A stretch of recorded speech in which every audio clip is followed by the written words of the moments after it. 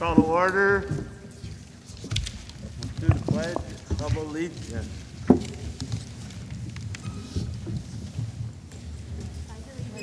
To the flag of the United States of America and to the republic for which it stands, one nation, under God, indivisible, with liberty and justice for all. Roll call, please. Here. Here. Here. Here. Here. Here. Recognitions. Oh. I will. Sure, sorry. Still getting organized because I was over there talking. One of our board members is being recognized for a Master School Board member and a Leadership Academy Fellow. To achieve Master Board member recognition, points are earned by attending IASB division meetings, governing meetings, legislative leadership programs, as well as holding positions of leadership within the association. The Leadership Academy promotes and recognizes board members who continuously learn by taking workshops within the program. The workshops are designed for both veteran board members looking for district improvement and new board members eager to understand basic roles and responsibilities.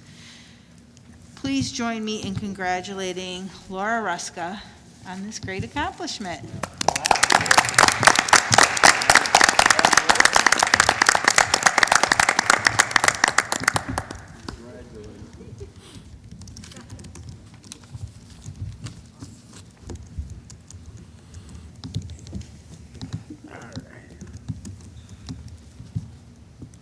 Student Association report.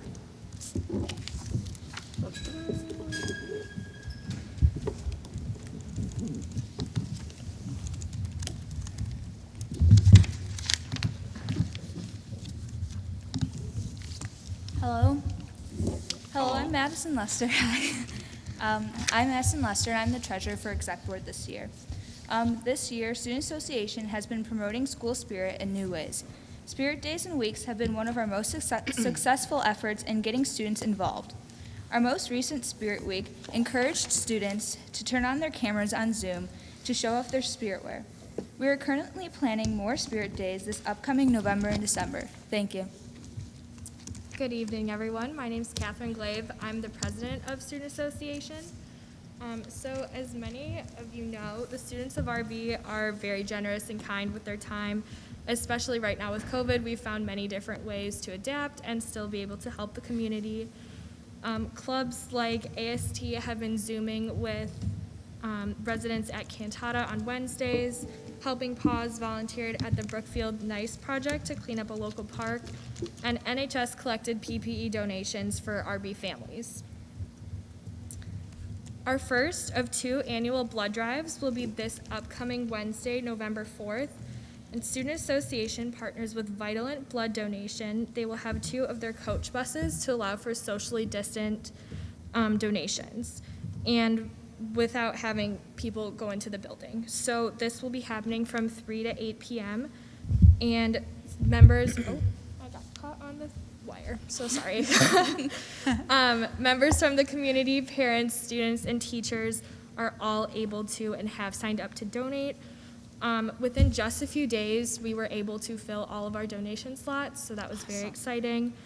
And we are very excited for everyone to be a part of this event. Finally, each year we create anywhere from 15 to 25 Thanksgiving baskets for CSS, a support center in Brookfield for people with intellectual and developmental disabilities and their families. This year looks a little different because of COVID restrictions, so instead of creating baskets, we are collecting monetary donations instead. So these monetary donations will be put towards gift cards, which will then be given to them to buy a Thanksgiving meal. So far, RB's amazing staff has already generously donated our goal, which was to try and get 25 total gift cards worth $40, so that was very impressive. That wasn't even like student donations yet, that was just RB staff. And we will be giving these CSS gift cards on November 18th. Thank you for your time.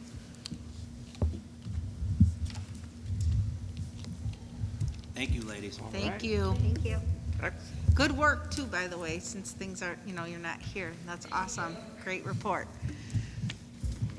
Discussion, COVID-19 transition. Mary Ann, can you pull up the 2 slides on both projectors, please? Let's start with, yeah, that's fine. So this is just, today obviously was our first day for 25% of student enrollment on campus. We did not achieve 25% enrollment. We were probably closer to 200 students on campus than the original 400 as planned. Last week, we had freshmen on campus for 3 days before we had parent-teacher conferences and an institute day, and that went very well. We were at about 54% of our freshmen attended in person on their assigned day. The color-coded chart that's either on the projector near you or the far projector, it's a little harder to see the color on that far projector. Just reminds you of the transmission levels that were submitted both by IDPH and Cook County. And currently, we are navigating between moderate and substantial transmission with the current rise in COVID cases. Cook County today was moved into the orange phase. So if we stay in orange for this week and next week, that would be 2 consecutive weeks. So we'll look at the data every Friday from IDPH, and we'll have to make a decision at the end of next week where we would go based on the case numbers and the numbers coming out from the IDPH and the Cook County Health Department. In the event that our positivity rate skyrockets over 8% or there's some other type of alert from the local health department or state, I will let the board know, but we've been trying to set up a routine so we're every Friday by the close of business that we try to announce what the schedule is for the next week so parents have the weekend to adjust accordingly, students have enough time to adjust accordingly. And so since we changed into orange today, that would be consider our first week would be this week, and then based on the data that comes out at the end of next week, if that would be 2 consecutive weeks of orange, then there may be a concern to where we have to do an adaptive pause. The fact that we're doing 25% based on the guidelines from the Cook County Health Department is already a mitigation in that we're not moving to 50 at this point in time. We're still at 25%, and that only about 50% of that 25% have been in attendance. So that will help keeping our cohorts small, does provide us some flexibility if the numbers were to remain where they are and not continue to increase, but we would just have to watch it 1 week at a time. But I have been meeting regular with the union president just to keep him in the loop. We touch base on Fridays to look at the charts and the data. So we touched base today after we got deemed Cook County moved into the orange phase. So why did the region of Cook County move into orange? It's 7 out of the past 10 days, there's been an increase in the positivity rate. And so that's one of the variables that will shift the county into orange. Mary Ann, if you can go to the next slide. And you do not have these in board book. I apologize. I just wanted to pull this information off the website today since there's been a lot of media coverage on this. So these are, it's the other tab, Mary Ann. You have to switch tabs.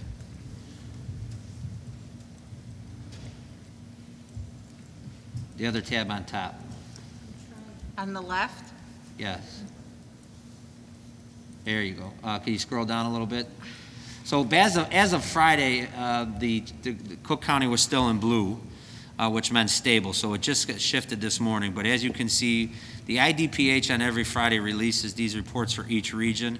In our region, Region 10, which is suburban Cook County, as of Friday, our positivity rate was 7.1, which is moderate, 188 cases per 100,000, which is substantial. And then the new cases and youth cases were both minimal. This information is updated weekly on our website. Below that, you'll see 60546 and 60513. This is a website that Northwestern has put together, and so that you can add the zip codes, a particular set of zip codes, and then get the rolling average 7-day positivity rate or 14-day positivity rate and the number of cases of per 100,000 of population. So for we put in our three main zip codes, or our two main zip codes, which apply to our three main feeder areas, which is Brookfield, North Riverside, and Riverside.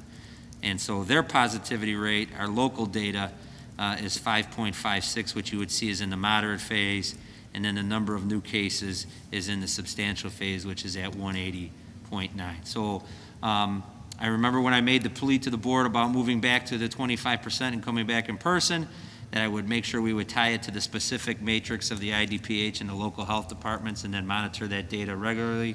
So this is just an update of where we are at in case data. So you can see that it is trending in the wrong direction.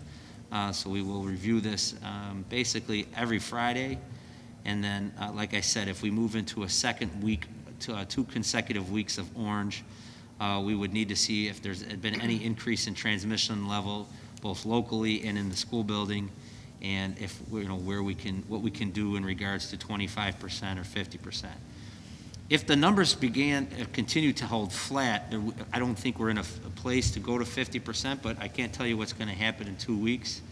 If the numbers were to hold flat, and could we continue to do 25%, I would say yes. But if the numbers continue to trend in the wrong direction, this is something we'll have to revisit here at the end of next week. Dr. Freitas, anything you want to contribute from the building level? So 2 weeks ago, I met with over 300 parents, and last week I met with about 30 or so, wherein I shared and reviewed the second quarter plan. I want to thank all the parents for giving me the critical feedback, and remember, you're never bothered. Call me, email me, stop by and visit me, engage me, okay? I really value talking to the parents. Parents, I want everybody and board members and students, guys, please understand that this is a process and it's a fluid process. Our goal right now is to get people in the building, right? In small groups, 25%. If that's successful, maybe we bring that other 50%, right? And once we have that 50%, then we could begin engaging on how we could bring back some of our quote-unquote traditional practices, right? Collaborative lab work, students working in pairs very closely. Because guys, that is tricky, right? And in working and living with COVID-19, we have to be careful of crowding. We have to social distance, right? Use all the PPE we can. I know many of you guys, many parents have told me, well, Dr. Freitas, well, some of the private schools, elementary schools have returned. Guys, we just want to take it slow. So please trust in our process. Please trust in our plan. And when it's the right time to make that next decision, we will do it, okay? We hear you, and thank you for the feedback. Any questions from the board? So I would ask, how did last week and today go in terms of student adherence to mask wearing and the directional signage we see everywhere, in terms of the faculty comfort level? What was maybe a little too soon to really judge it, but what's your preliminary feedback? Sure. Well, I was going to share the principles, but I'll share now. At least from my general observations, and maybe my admin team could echo this, I want to say almost 100% of our students were wearing the mask properly, that were staying to the right, following the one-way signs. There were moments of redirection, right? Mm-hmm. As any good parent, any good teacher, administrator does, but our students did uphold our safety standards. They were not perfect, but for the most part, they did an outstanding job. And I also want to thank the teachers, because many of our staff members were in the hallways, supporting those safety protocols, encouraging students to take the right, encouraging students, to follow the signs, to wear their masks, to wash their hands. So I definitely want to thank, our staff, my admin team. Of course, they were right next to me in this whole process. But, overall, I want to say it's working well. It's working positive, and the students have risen to the occasion. So really proud of the Bulldogs. I would say, I helped out today a little bit at door D. We had 3 entrances open for students. I would just encourage parents to please remember the 15 or 20 students that I did towards the end of the morning session to check in. Please remember to self-certify on Raptor, because some of the students did show up, and while their temperatures were fine, we had to hold them off to the side until their parents completed the Raptor process. It does only take a minute, but please remember to do that the morning before your student leaves for school. Mr. Mannon, is Mr. Mannon here? Mr. Mannon, you want to provide any updates, considering you and the deans did a lot of heavy lifting in regards to all the signage and procedures for checking in and your safety subcommittee. So you want to provide a little feedback on some tweaks you're making or things you're doing? Yeah, I think things went well today. It was nice to have a trial run with the freshmen, a week of that, and so just fine-tuning some areas and looking at what we had today, just ensuring that when we sent a reminder out to our students and our parents over the weekend, and I did this morning as well, but making sure that you adhere to the entrance we designated for you. So if you're using First Avenue, make sure you come in off of G, our Old Main entrance. If you're walking or riding from Brookfield, come in door D, and then if you're dropping off your student from Brookfield or you're a student parker, to come in door A. That helps us out a lot, just to get everyone in a smooth and orderly fashion, and then also start our instruction on time, which is vital. But like Dr. Freitas say, I'll just echo those sentiments that kids did wear their mask properly. They were socially distanced. They were in great spirits, and we had some great things going on in the classroom today as well. So overall, I think it was a good day. Not perfect, like you said. We can always learn and do things better, and I think we're going to fine-tune some things tomorrow. But overall, it was a great day. So. Yeah, I'd like to just thank the administration and the staff. I came in last week, one day, to see how it's going, and I was just amazed how much time, work, and effort you guys are putting into making sure all the signage is up. And I observed a passing period. I popped into a couple of different classrooms, and it appeared to be going really well. And I could just tell how much time and effort you guys have really put into it, and I appreciate it, and for the staff, so that the kids are able, in some capacity, to get back into the building. So, I was impressed by what I saw last week, so thank you. Having two new deans as well that are eager to get out there and through some collaborative conversations, they were really the ones in charge that were heading up the signage and the tape and things like that. And so through their efforts, we really got this building in shape where we needed to be for bringing students in. So I want to thank their efforts. Dave, is there anything that the parents should hear, anybody that's watching the meeting, in regards to, I know you send the Raptor notification goes out right after midnight? Yeah, 1 a.m. daily. The thing that I think will help us out is you can complete that whenever. You could do it, right before you get in the car or when you're doing breakfast at home. It syncs into our system. So when students come in at the door, we can simply just look them up. That'll help us out. Parents only need to complete that Raptor certification only if their student is reporting to school that day. So if it's an extracurricular, if it's they're receiving help for whatever, supported services, or it's just their attendance, mandatory attendance day, or required attendance day, whatever you want to call it, and they choose in person, then they would have to self-certify at home that day. For anyone else, if they're choosing the remote option, if they're not coming to campus that day, they don't have to complete it. So I know there's been a question about that. And then also, parents don't have to notify us if their child is staying home and completing their learning online that day. You don't have to notify us either way. And then if they decide to come the next week, they don't have to notify us at all. They just come, their student comes, complete the Raptor process, and then we'll take attendance like we normally do in the classroom as well. I know I saw an email go out from Dr. Freitas. There'll be 2 administrators at each door starting tomorrow, so that if a student does have an issue or having trouble with Raptor or has general questions, there'll be administrative support as well as security support at each door. Yep, absolutely. Okay, great. Any other questions from board members? Great job, Dave. Thanks. Thank you again, Dave, the deans, all the teachers that have helped out with this process, the rest of the administration, thank you for your help with this process as well. All right. At this point, we'll do visitor statements. Since there's no visitors. That. Additional discussion items. At this point in the meeting, Board of Education members may request to add an additional discussion item. Right, left, and then we'll go to IASB 2020 Resolution Committee Report. So Laura can speak to this a little bit, but these are just the resolutions that are up this year from the IASB So this is on for a first read, just for the board members to review. And I believe that since the conference is not happening this year, the annual conference is virtual. And so the delegate assembly, Laura serves as our delegate for IASB. She'll have a delegate vote of one of the 860 school districts or 65 school districts. My understanding is the whole conference is not going to happen, but this meeting is virtual. Correct. I thought there were some virtual workshops as well. Yeah, I think they have keynote speakers. Right. So maybe the workshops will go, but the general conference. No, there is was no, canceled. right, the general conference is canceled, correct. Okay. Yeah, and so this will be a phone conversation. So our next meeting, I would just recommend that everyone read it. Again, there's the recommendation from the IASB, to adopt or not, if anybody has a contention against that or whatever.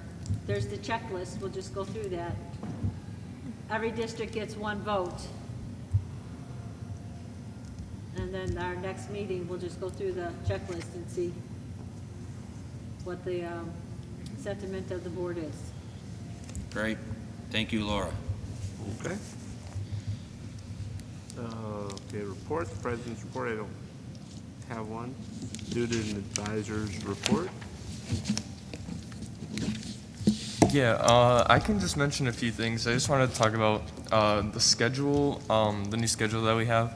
So I think that students really like it because of the shorter amount of time from Tuesday to Friday.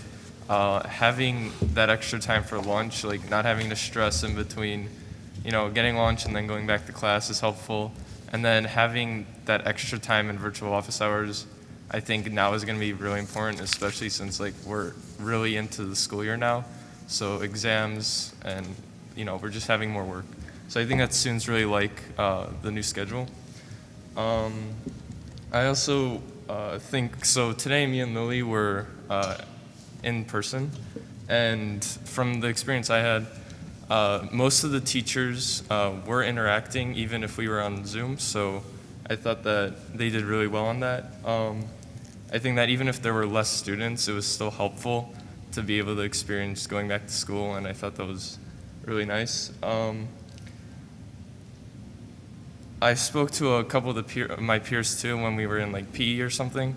They also agreed with me. They really liked it. I think just being able to go and do some exercise with the machinery that we have now is better than at home because we just have better equipment here. And then I just want to say thank you for counselors for helping with college admissions because that's really important. And I think that having that accessibility is really important.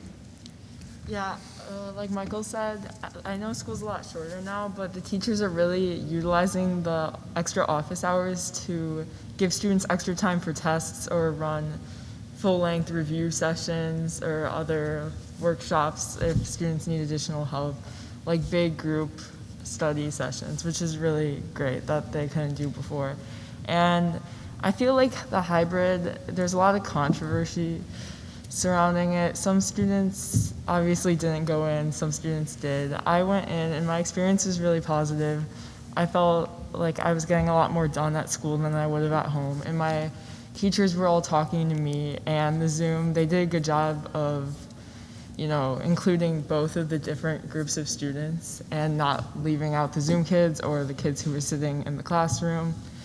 And I think that in time we'll be able to work towards getting more kids excited about coming to school, but I think kids are just hesitant since they feel like not many kids are coming in, that it's just not worth it with the lack of, other classmates that are in the room, since the classroom sizes are very, very small.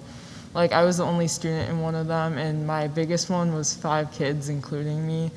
But it's great for socially distancing, and again, the kids were doing a great job, I think, of following the rules in the hallway and wearing their masks. I didn't really see any huge problems. The only thing might be the staircases. I would walk down and then see that the sign said don't go down there and then turn around immediately. But I think it was pretty successful today, and I think that it'll just continue to get better over time. I also think that's like comfort level getting adjusted back to school, because we've been used to being at home for so long and just having to come back, dress up, wake up earlier than normal, and Yeah. going back to school it's going to be hard to adjust to, but I think it's good to start now rather than later. Thanks for your feedback. Thank you, guys. Yeah. Thank you very much. Can I ask just a fast question? I know we were going to survey the students again. Do you have are you going to be surveying them at the end of this week, next week? Give them a couple weeks? Like, what's your plan? You know, my plan was, I wanted to get through this week, considering that we have all grade levels present, and then I'll follow up with a survey. Yep. Okay.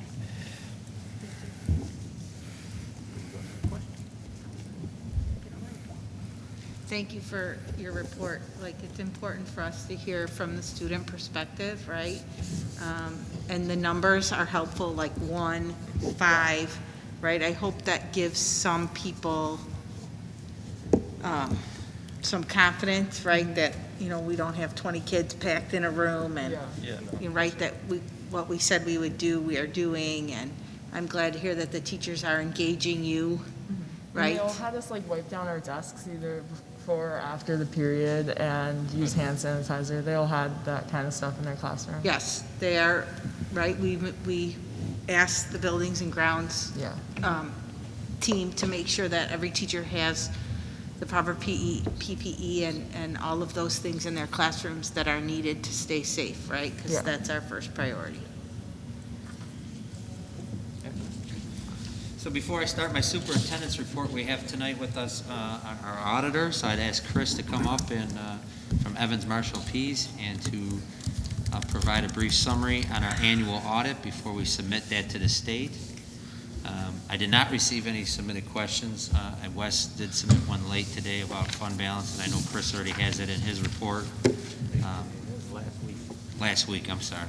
It didn't come within my normal window, so I didn't see it today. But Chris has that. So, Kristen, if you want to introduce the work you've been doing with Chris over the last few months and then allow Chris to go, that'd be great. Yeah, so the annual audit starts, a lot of the work starts over the summer where Chris and his staff ask for information. And so Chris has been working hard for the past several months to complete the audit for us. So I'm excited to have him here.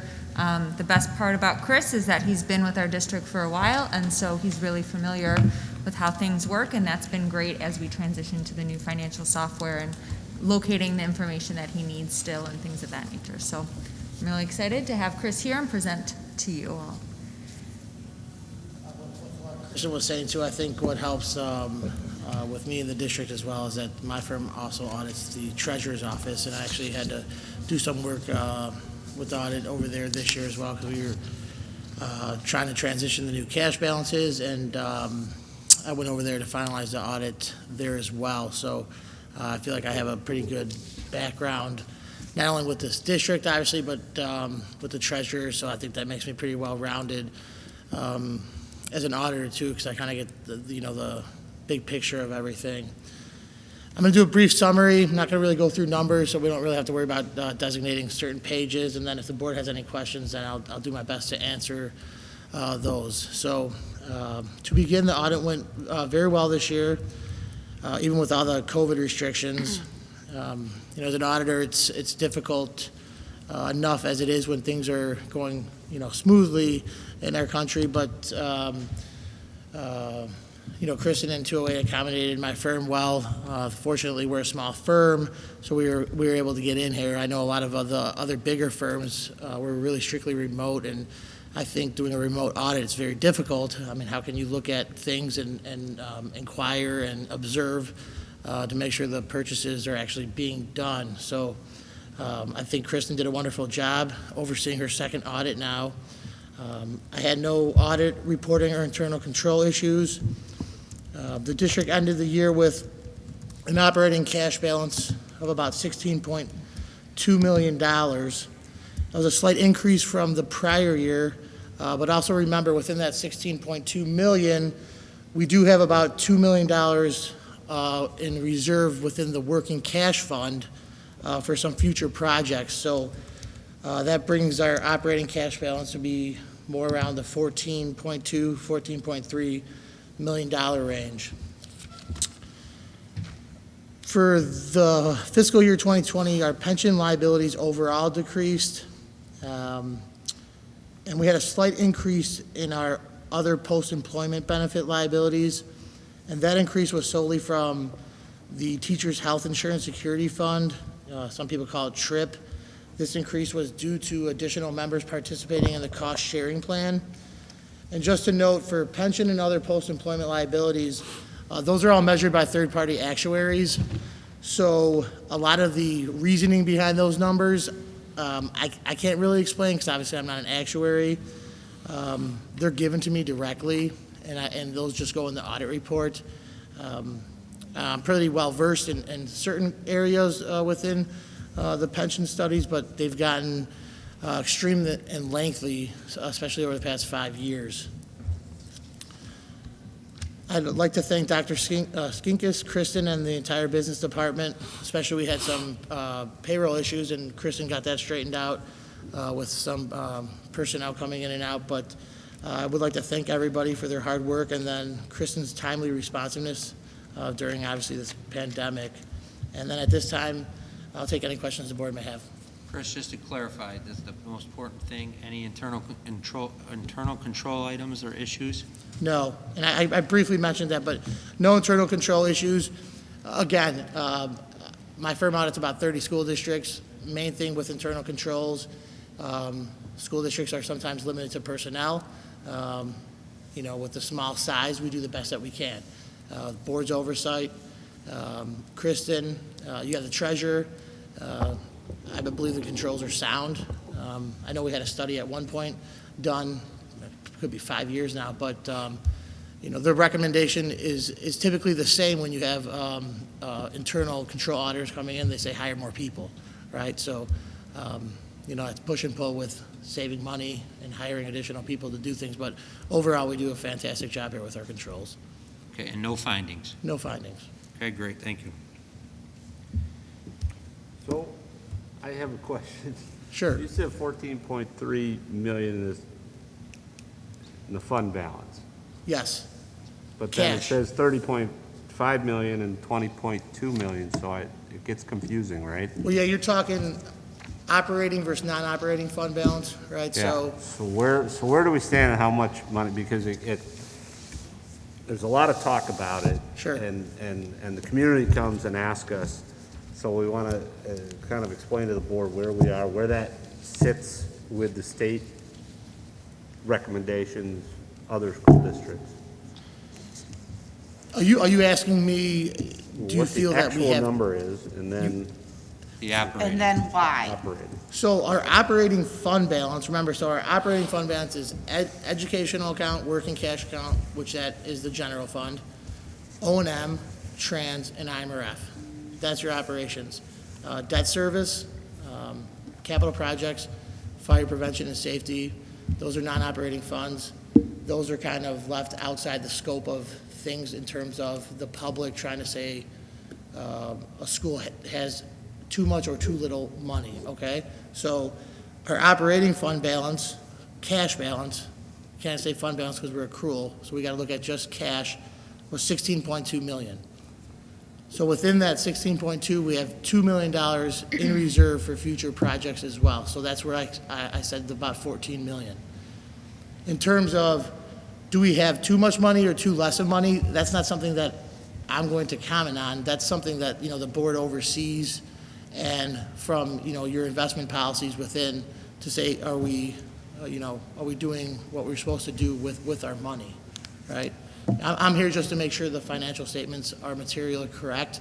I'm not here to say you have too much money or too less of money. So the 14 million is roughly 48-50%, correct? And so, I mean, I think the state recommendation is at least 33 on hand?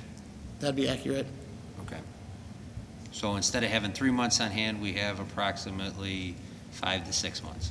You do it, and remember too, the way Cook County distributes its taxes, they come in bunches, right? So a lot of the time, the district has to use property taxes to fund future months because we're still waiting on collections. So we always got to be careful with that too, because I've seen with other districts that, yeah, they may say we have a little bit too much cash, but all of a sudden your taxes dry out, right? Now you're running low on money. So you got to be careful with the collections as well. Okay, so it's good practice to have 4 or 5 months on hand. I would agree.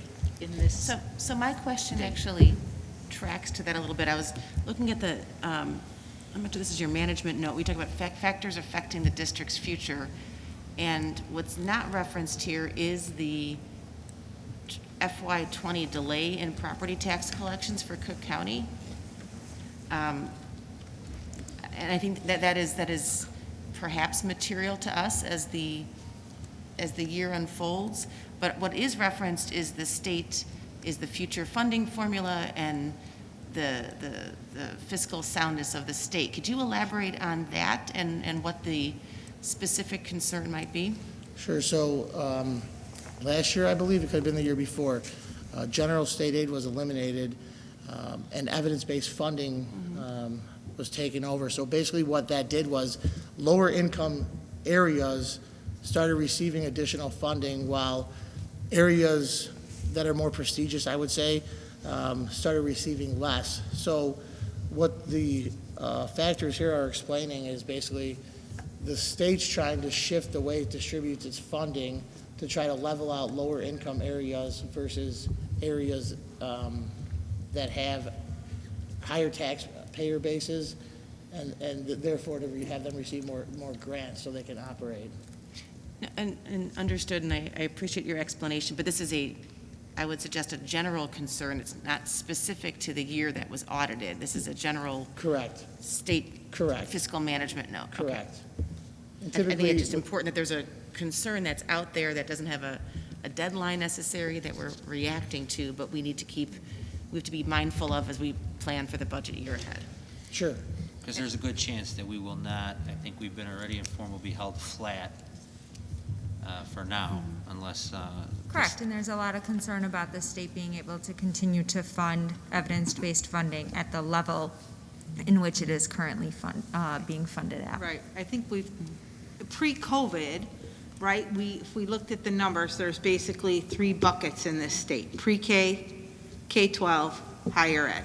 So, right, the state has put all of its eggs in the K-12 basket, leaving the other 2 basically orphaned at this point. It's not sustainable in order to fund all 3 levels of education in this state. It's just not. I think the formula also called for 250 million in additional funding every year. And if you're going through a pandemic and all of the income revenue sources the state has are drying up, are experiencing difficulty, it's going to be hard to provide that additional funding. That's why they held us flat for this year. And to comment on that too, it's for being a one school district, it's different than being in a consolidated district, right? So if you're in a consolidated district, that funding can be split among all your schools within that district. When you're working with just a high school district and then they're cutting or adding funding, it makes it a little bit more difficult for this district than it would be for a district with 15 schools, because they can take part of that was maybe allocated for property taxes that was going to be for pre-K, and they can use it for 7th, 8th grade, and they could spread the love across the board. So, that makes it a little bit more difficult for this district compared to others. Sounds like an argument for consolidation. Mm-hmm. Absolutely. Okay, any other questions? Thanks, Chris. Chris, thank you very much. You're Good job welcome. as always. Take care. Thank you, guys. Stay safe. I guess I actually had one more question. I'm so sorry, as you stood up. I apologize. Were there any findings on the township audit? I guess that's kind of I just saw it in the packet, and I hadn't had a chance to look at it previously. No, the township audit went fine. Everything was great. With new system, took a little bit more time, but it was also a clean audit. It was clean. Okay, thank you. And you can get that audit report too, and if you'd like, I can send it to Kristen as well. I just hadn't had a chance to look at it. No worries. I believe we have it. Thank you. Thanks, Chris. You're welcome. Take care. Back to my superintendent report, curriculum advisory. I have no update at this time. Facilities Advisory Council Kristen and Joel are scheduled to report to the board in December on an update on our life safety project, so I'll probably have the facilities that Kristen and Joel will probably want to meet with myself and the advisory council sometime in November before the December meeting. We could do that via Zoom as well. Finance Advisory Council, no update. There'll be a first read of the levy in November, and then there'll be a Finance Advisory Council between the November and the December meeting when we finalize the levy and we begin to look at staffing, projected staffing and enrollment. It's hard to believe we're already looking at next school year. This has been a unique year for sure, but we are getting close to that process. Personnel Advisory Council, no update. Policy Advisory Council, no update. Purchase or lease of land advisory council. I'm scheduled to meet with some of the Cook County Commissioners, the zoo and the Forest Preserve on Friday for a walkthrough. So where this left off, we got some coverage on this and back in July, and I know the Landmark ran a nice story on this. We originally have been working on this for a long time. Jay D'Alessandro has been assisting us as a consultant, getting everybody in the room and trying to get the commissioners, the Forest Reserve, all the public entities on board with the school district. And as in this July, the goal was always to come up with an agreement that the Chicago Zoological Society, as the main tenant of that property, would be acceptable with. And we had reached an agreement with a handshake agreement with the Chicago Zoological Society on improving the area around the ball fields to increase parking and eliminate them parking on the ball fields. The amount of spaces that the zoo was requesting would require some trees to be cut down, and at that point the Forest Reserve stepped in and they didn't want to have any impact on any of the trees. So now we have redevised some plans that would reduce the number of spots and not have impact on the trees. But now the zoo has concerns that they feel they're not being made whole enough. So we're kind of back to trying to figure out what the right number is and what the design would look like. And hopefully we can still get this done.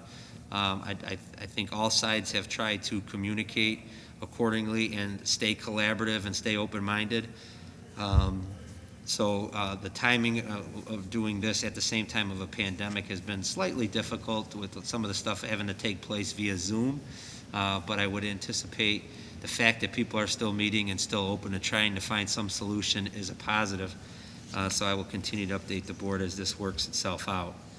And finally, the Liability Insurance Advisory Council is meeting November 4th, and a recommendation will be brought to the Board of Education for our liability insurance selection in December.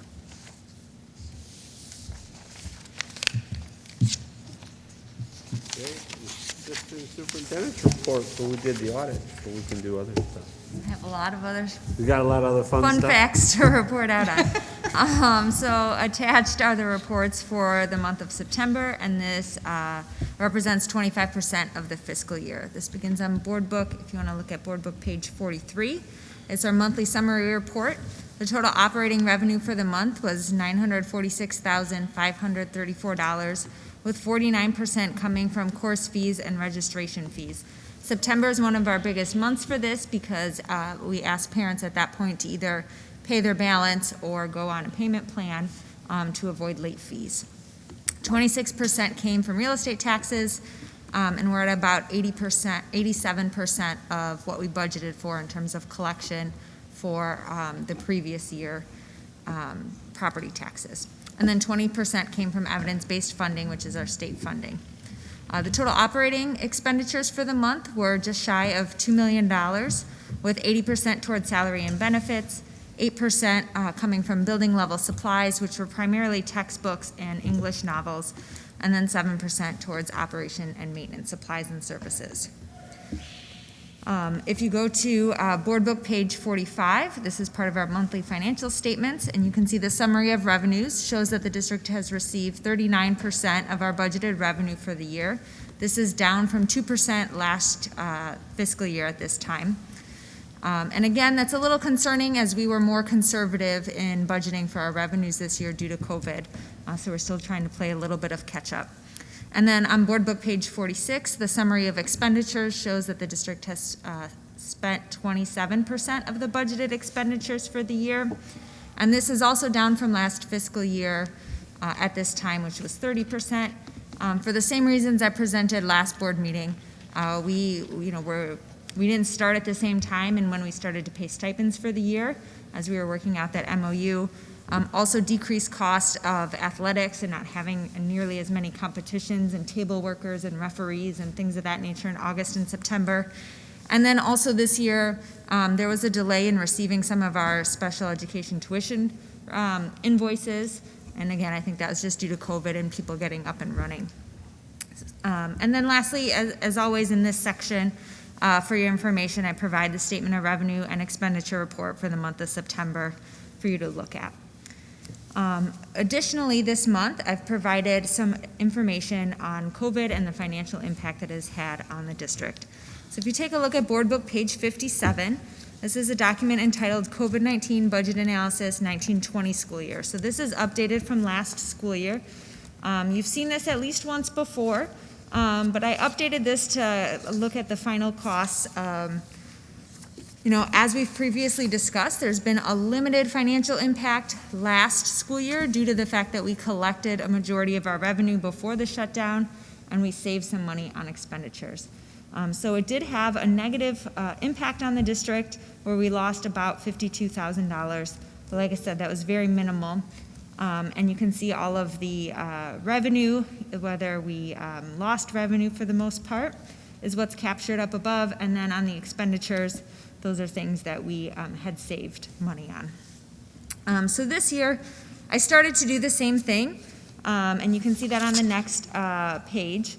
This is a very, very rough draft because it's only the first quarter, and so I really just put a bunch of placeholders in this document, and it'll be updated when things kind of play out a little bit more this school year.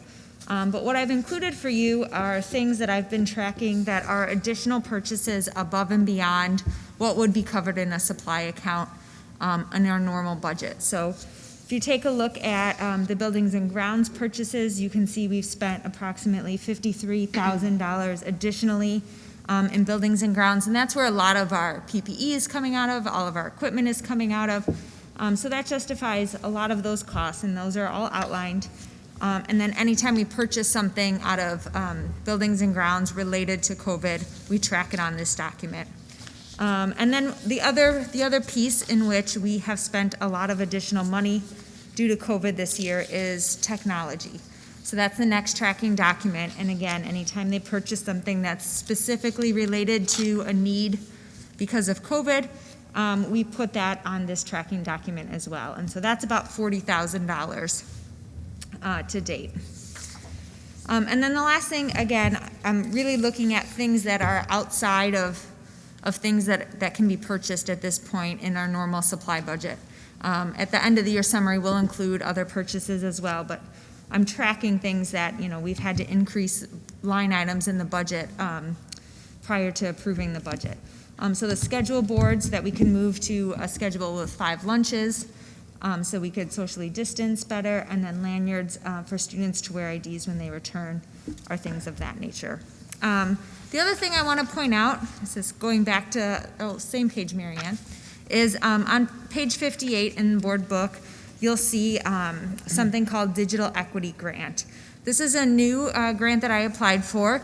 This grant is available only because of COVID, and it's meant to close the digital divide and provide resources to schools, specifically for students, to close that digital divide and help them during remote learning and e-learning and any sort of hybrid. So the district qualified for this grant based on our evidence-based funding percent adequacy level in fiscal year 20. If they had used our fiscal year 19 numbers, we wouldn't have qualified. So we just dipped under the 70% adequacy level of our funding in order to qualify for this. And so you can see we received $122,545. That's based off of the number of free and reduced lunch students is how they calculated that amount that we received. And it's on a reimbursement grant like many of our other grants that we have. And so part of this grant is used, we are using to pay for Zoom education, used to pay for freshman Chromebooks, things of that nature, and we've already received some of that money this quarter. So that is some additional revenue that wasn't expected that will be really helpful for us. Next in my report, just for your information, as I do every month, I've included this student activity account summary that you can look at your leisure. Just keep in mind negative account balances represent positive fund balances, and there's nothing out of the ordinary. No one's carrying a large balance or anything of that nature. On board book page 66 is something that I added today, and I apologize for adding it today. I've been working really hard with IASB and Quest to get this in advance, but I didn't receive it until this morning. So I have, so what I'm referring to is a contract amendment for Quest Food Services, and this is a first read, but the amendment is a requirement to a grant that I've been working on with IASB and Quest, and the grant is a summer food service program. And this would be applicable for the rest of the year, and it allows the school to provide free lunches to all students, whether they're on free and reduced lunch. And so we need to work out some of the details and how we would get the lunches in students' hands and what that would look like. But that's really exciting that we'd be able to provide food to our families for the entire school year. It is, so this agreement, which basically simply just sets a fixed price for the lunches, would wipe out the management fee. It means that we're not responsible for the management fee that the board previously approved earlier this year. And it's a reimbursement grant, so we would be reimbursed for all costs. So this is, I know it sounds too good to be true, but how, and I asked the same thing, and really it's because there's a lot of money set aside for the National School Lunch Program, and it's not fully being utilized because students aren't in school. And then additionally, $8 million was set aside on top of that. So there's a lot of money that's just not being utilized, and students aren't receiving the food that they need. So this is very new. St. Charles and Lockport High Schools have already started distributing free lunches to schools or to their students, and then many other schools are in the same boat as us. They're trying to finish the application process. I did talk to IASB late last week, and we've been conditionally approved for this grant. We just need this last piece on file in order to be complete. So this is really helpful. We were anticipating having to spend significant amount of money on Quest to provide free lunches to our students on the free lunch program. And now we'll be able to provide lunch for everybody for free. So again, once this is complete, I'll be working with Quest to work out the details and then pushing all that communication to our families so they're well aware of this opportunity. So when do you think it might, do you have any sense of when it might start? We might be able to actually offer this? I would hope at the beginning of November. I don't know, November 2nd is a funny week, so hopefully, the week after that we can be up and running. Yeah. Right. So this would November be like 9th. a grab-and-go lunch for any student that Yes. wanted it? Yes. Our feeder schools have that already. I know at Hollywood School, the kids all get a lunch, and it's in a bag, and they take it home with them because they're, half-day school. So our feeder schools are already utilizing that. Yes, and some of our feeder schools are a part of the National School Lunch Program, Yeah. which makes it easier. We are not. And so there's additional paperwork, additional approval, and then also coordination with Quest as well. But yes, we plan to, every student that attends can pick up a lunch. Students who are not in attendance can come and pick up a lunch for that day. And then we're currently delivering lunches to students on free lunch that have requested it. So we plan to continue that in some capacity as well. So we need to work out the logistics and how all of this will work, especially with the fluid changing in enrollment, whether we have 25% or we go remote or we have 50% of our students. So we need to have some contingency plans in place for that. That's what I was gonna ask. So like if let's say it comes to be March and we actually can come back fully, is this still in place? I believe so, yes. So they have different models. That's a question I need to look into. I know it's certainly if we're all remote, and I know it's whether or not we're part of a hybrid. I don't know if we are all back in person. I would say if we are all back in person and we're a full day, at that point, We could run food service. we could run food service Right. and we would be getting revenue to offset the expenditures related to students on free lunch. So the reason I had Kristen put this in the report is because this is an amendment to the contract, so she's going to continue to work on this and finalize this so that I will need the board to take a vote on this in 2 weeks at the November meeting. Is that correct? Correct, and I would say too, this is a standard form from ISB. All we do is fill in the meal rates, and the $4.08 is the most that you can get reimbursed for. But So we're it's- amending the service agreement we did because we were paying that management fee, correct? So you do need some board action? I believe I need some board action, yes, at the next Okay. meeting. And then lastly, I'd like to report out on the annual wellness screening that we had for staff last week on Wednesday, October 21st. EBC, our insurance cooperative, offers an incentive. This year, it was 0.25% of the district's annual projected premium if we had over 50% of the insured staff members complete the wellness screening. So for the second year in a row, we met this quota, which is really exciting considering we had COVID and all of the challenges associated with COVID. And so we're now eligible to also receive the Tier 2 and Tier 3 incentive, where we could earn up to another 0.5%. So if we earn all three, it's approximately $18,000 to $20,000 for the district. So I want to say a huge thank you to all the staff members that participated. As I mentioned, certainly we had COVID, but you also have to schedule these events out in advance. And so it happened to be the first week we were bringing students back into the building, which wasn't ideal timing. And so we needed 75 people to participate, and we had 77 people participate. So we just met it. And then we also had staff had the opportunity to receive a flu shot at that event as well, and over 67 people took advantage of that too. Great. Good job, Kristen. So, I have, question, go ahead. yeah, I have one question. Any sense of increased or what the device damage looks like for now that we haven't had eyes on Chromebooks for a while? I would need to touch base with Mike Connors, our Director of Technology, but we've been servicing Chromebooks this entire time, as well as throughout the summer as well if students needed that. So I can get a more detailed answer and bring it back to you. Thank you. On these COVID dollars, can we add the forensic charges directly related to those as well? We'd have to review the bills, Kristen, just have Eileen review them because they'll identify with anything related to COVID or like in the beginning of the school year. Coming back to school, Right. those type of things, cost. Okay? And quickly, I just want to say, Kristen, thank you for coordinating the wellness screening. Once a year, I look at my vitals and I follow the report. And thanks to this health screening, I take initiative, and many of the staff members feel that as well. And thank you, Kristen, as well for facilitating this food program, because I know that students that are fed, that leads to increased engagement.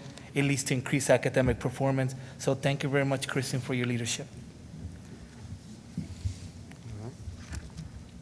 Any other questions for Kristen? She gets out easy. We'll go to the principal's report. Hector, you have some administrators here. Can we call them up and so they can be here nice and early for you to be at your doors tomorrow? That's right. Let's start off with, let's go Beth and Kylie. Can you guys come up, please? Beth and Kylie, come up. It's like And they might be able to answer or speak to a little bit the world language German update. Always have to have them sit together. And board members, as our assistant principals get ready to present, So this evening, we're going to share information about our 4-year graduation rate, average daily attendance, freshmen on track, student engagement, and college and career readiness as measured by the PSAT and the SAT. I want to say this data reflects all the hard work that Kylie, Beth, Brendan, and Dave have been doing, even prior to my arrival here. I'm so proud to work with them, and I'm really excited because even though, guys, it was a challenge to work in this COVID-19 pandemic, we met some of the goals, and we have to improve on some of the goals. But I will let the ladies, go over the details of our school performance data. Take it away. Would you like me to start with graduation rate? Sure. Okay. Hi, everyone. Good to see you. So graduation rate, I'll start by just mentioning the adjusted cohort from 2019.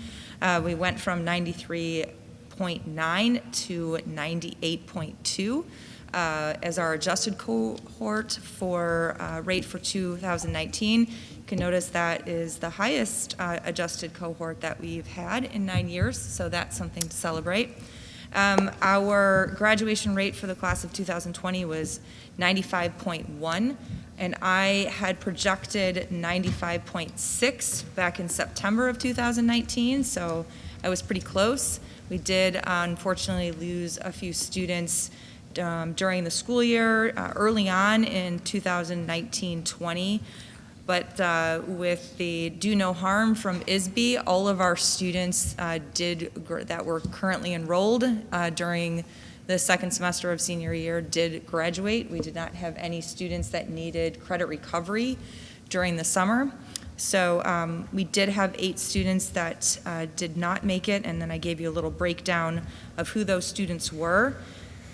Some good news, though, we have 2 of those students currently in the building going through credit recovery to earn their diploma instead of the GED. So of the 8, we have 2 of them back, so really there was only 6 if those 2 do in fact make it. And they are in the building and getting additional supports and resources to help them get through. And then we did have 11 of our special education students return this year for transition services, and when the state looks at graduation rates, they consider those students to count against us, unfortunately. So our actual graduation rate is actually 98% for the class of 2020 when you don't factor in the 11 transition students, so it was a good year.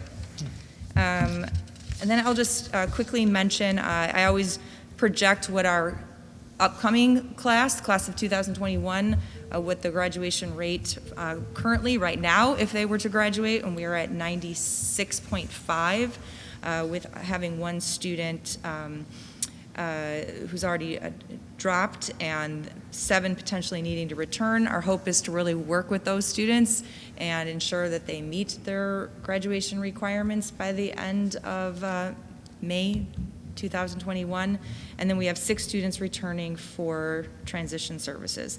And then there's just a kind of a summary of some of the supports that we will continue to do in student services with the dean's office, with special education, working with teachers to support all of our students, but obviously with a focus on our seniors to ensure that they graduate on time.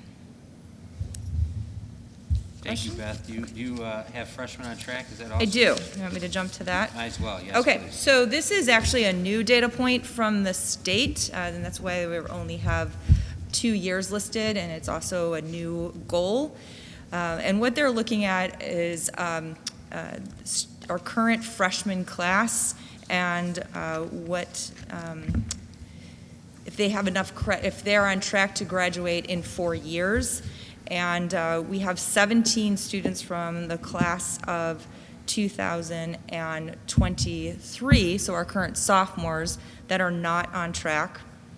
And they are, one of them actually has transferred out, so we're focusing on 16 students, and 7 of those students are special education students.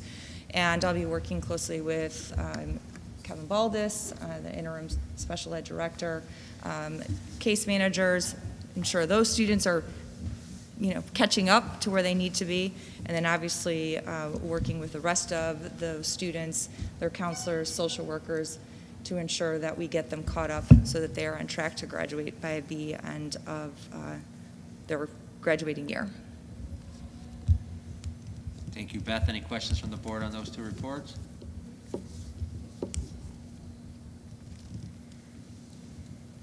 Ms. Kiley? Ready? Yep. Okay, so my report is different this year too because we're looking at a different indicator than we have in the past. So I just made a note to note that as we progress, I'll be adding graduating classes to this data. This is the first one, so that's why it's just the class of 2020. So what you're looking at, there's 4 figures that I put down here to try to capture this data. What you're looking at is the students who we tested PSAT entrance exam to SAT. So we're looking at a particular cohort of the graduating class of 2020, and that is the students that have been with us through the 4 years that they've been there. Because we're tracking growth, we want to be able to track what we have done, and there's so many factors that factor into that if we don't have 2 tests for those students. So that's why I've adjusted the numbers a little bit, and you can see that we're talking about a number based on 320 right now, because of the graduating class of 2020, that's the number of students that we had both of those test scores for. So when we look at just benchmarks of those students that we have been able to track within our cohort being with us from entrance exam to junior year, on that ERW benchmark, 242 or 76% of those test takers met the benchmark, and in math we're looking at 203 or 63% of the students met the benchmark, and I added the benchmark there for your reference so that you can see what we're talking about. That's a slightly higher benchmark in mathematics than it is in ERW. What I did then was I took the number of students who did not meet that benchmark, and I looked at how many of those particular students, even though they didn't meet benchmark, did they meet their expected growth from PSAT 8 to SAT. And so that's what figure 2 represents. So of the students who did not meet in ERW, 14% of those students we were able to get through their expected growth, and in math, slightly higher with 22% of the students who didn't meet, we were able to get them to their expected growth. So what that takes me to is kind of the combination of figure 1 and figure 2, which is in figure 3. This is really the performance indicator. So of the number of students that we have had from the class of 2020 from PSAT 8 to SAT, 79% or 253 of those students either met ERW benchmark or their expected growth.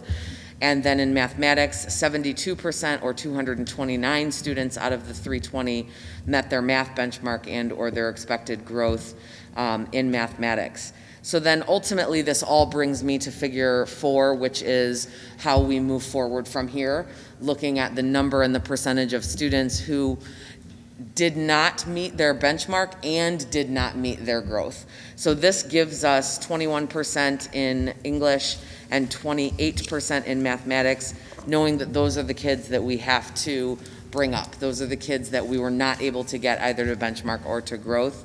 And so when we look at that population, we look at the action steps below. One of the really great things for me when looking at this data, because this data does show me that we have some work to do, the great things for me is that we have Bridget Watson as our CAP coordinator. For those of you who don't know Bridget Watson, she is a certified English teacher who is a hair away from being a certified math teacher as well. In fact, she was going to get emergency certified in math from West 40 before the shutdown happened in March. As the CAP coordinator, Bridget has been doing test prep and analysis of the ACT and SAT for years. She is responsible for many students in our community bringing those scores up, as well as students in our building. So she and I are working on how do we systematically support the building as a whole. Dr. Freitas is very passionate about wanting to make sure that as an entire building, we are doing certain things together as a whole building so that students are getting exposure to SAT skills, not just in math and English, but in all of our courses. And Bridget is going to be integral in working with me to create some of those materials so that students can do some SAT skill building through, let's say, a social studies class, but our social studies teachers can focus on the social studies, and Bridget can support bringing in how do we do that and how do we robustly build those skills in those other areas. So that is probably our main step toward how are we really going to push this in the right direction. And then I listed some other steps that we take there. We weren't able to continue with our RB prep at the end of last year like we normally do. We get some seniors who oftentimes retest, and then that changes their scores a little bit. But that was all changed due to COVID because we weren't able to do that. We did, however, for those seniors, even though it wouldn't affect the data that I'm reporting on, we wanted to be able to send those seniors off with some more support as they get ready to take their tests and prepare for their next step. So we were able to offer remote sessions that Bridget was able to lead this year, so that our students could get that additional support, since last year was just such a strange year. And again, as we move forward, I will add different cohorts to this data so you can see how different classes stack up against one another. Kylie, what's our gap in data going to be now because of COVID? So you reported out on this year, so that means that's a big question. Well, the seniors that you're reporting out on, yes, these are the students that graduated in May. Yeah, there shouldn't be a gap in data. There's just a little bit of a delay because our current seniors now, the class of 2021, was able to test on the SAT school day that we did in October. Yes. So in 6 to 8 weeks, we'll get those data results. So at this time next year, when I'm ready to report on 2021, we'll have that data. So let's say we continue to do this. The freshmen, whether this is your question or Beth's question, this was taken from their PSAT 8, which they took as an 8th grader coming in as their placement test. Yes. So this year, we already know we can't bring that many students in to do the placement test. We're going to use their MAP scores and for placement assignments. So this incoming freshman class, which would be what, Beth? Class of 2025. Mm-hmm. So that will be the 1 year we'll have a gap because they won't have a PSAT 8. But hopefully we'll be able to do the PSAT 9 right. in the spring next year. And there's a gap for the current sophomores because they didn't take a PSAT 9, and there's a gap for our current juniors because they didn't take a PSAT 10. So the state only had us test our our seniors this month. Mm-hmm. And so we don't have data for the current sophomores. So the 90 points of growth is not from their 8th grade entrance exam till their senior year. It's 90 points over from their 8th grade and how they grew as a freshman on the PSAT 9, PSAT 10, right?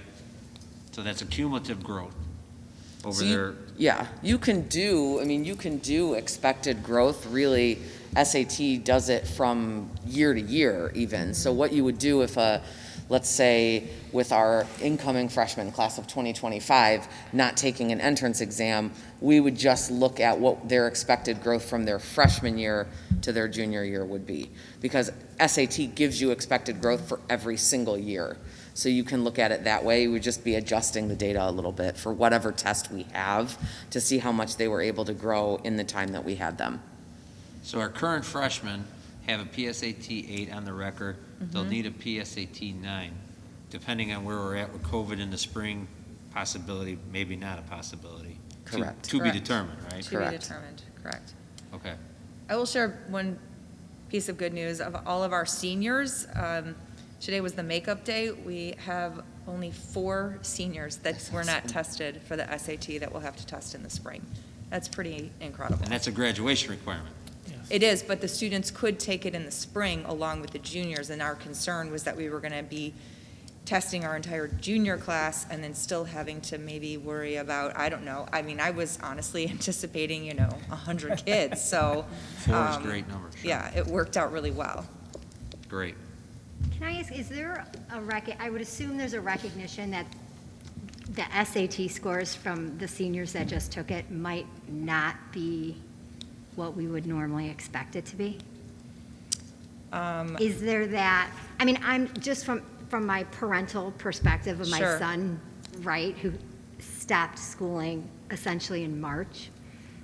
And while he's taking part in online learning, he even said to me, like, Mom, I don't feel very prepared. Like, I'm don't be mad if I don't do well. And I'm like, absolutely. Like, what it is. Like, most colleges aren't even taking SAT scores this year. Right. So I just, like, is that a conversation you guys have, or the school has had? Because it kind of worries me that, like, if this is one of our benchmarks, we might miss the mark next. I don't want to be defeatist by any means, but Probably schools as a whole. I think so. see a I think it's not. I see what you're saying. I don't know that it's defeatist. I think it's being a realist at this point. Yeah. And we're not unique in that way. Every school, every student. That's sort of the when people talk about the gaps that appear because of COVID-19 and Right, like this might be one of them. yeah, this might be one. And there are gaps everywhere. It's not that COVID-19 just hit our school, it's every person is experiencing that. So it levels the playing field in some weird, sick way, right? But we have to take that into consideration because there's certainly in the fourth quarter, we have lots of courses that are still building content and skills in that fourth quarter. And our teachers were not able to do certain things in fourth quarter because of the guidance of the state. So that's certainly something that we're gonna have to just keep in the back of our minds and make a part of our conversation, understanding that this is, again, the most unique of years. And just to add to all the parents and board members out there, I don't like guessing until I see the data, right? But students, what really counts in life is the work you do every day, right? Your grades, the work you turn in, the follow-up, the feedback you get and what you do with that feedback. If for some reason, you get a score that is not what you expected, okay, concentrate on what you can do.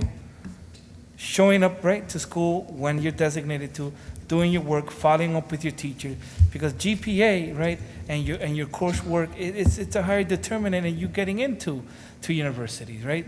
As we've spoken before, and many universities are making testing optional. I know we do it because it's a state requirement, and I want to do well.